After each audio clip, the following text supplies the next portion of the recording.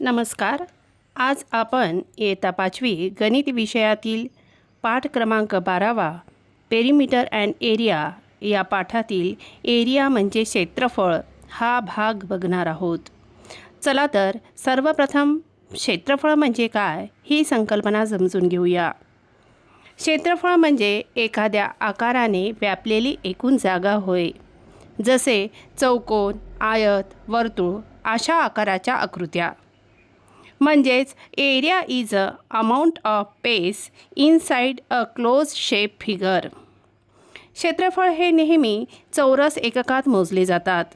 जसे चौरस सेंटीमीटर, चौरस मीटर. म्हणजेच it is always measured in square unit like square centimetre and square metre. आता आपण आयताचे क्षेत्रफळ म्हणजेच एरिया ऑफ रेक्टँगल बघूया. आयताच्या समोरासमोरील बाजू सारख्या लांबीच्या असतात. म्हणजेच आयताचे क्षेत्रफळ बरोबर लांबी गुणिला रुंदी होय. उदाहरणावरून समजून घेऊया.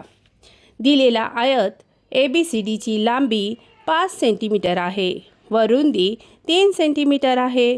तर आपल्याला आयत ABCDचे क्षेत्रफळ काढायचे आहे. तर आपण सूत्रामध्ये टाकून बघूया.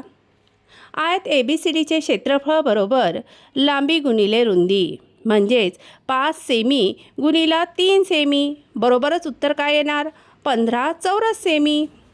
आता आपण चौरसाचे क्षेत्रफळ बघूया. चौरसाच्या सर्व बाजू सारख्या लांबीच्या असतात. यावरून चौरसाचे क्षेत्रफळ बरोबर बाजूची लांबी गुणिले बाजूची लांबी म्हणजेच बाजूच्या लांबीचा वर्ग. उदाहरणावरून समजून घेऊया. चौरस PQRS आहे. त्याच्या बाजूची लांबी 4 सेमी आहे. सूत्रात टाकूया बरं.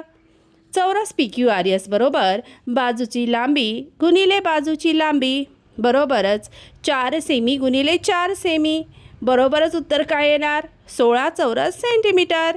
धन्यवाद.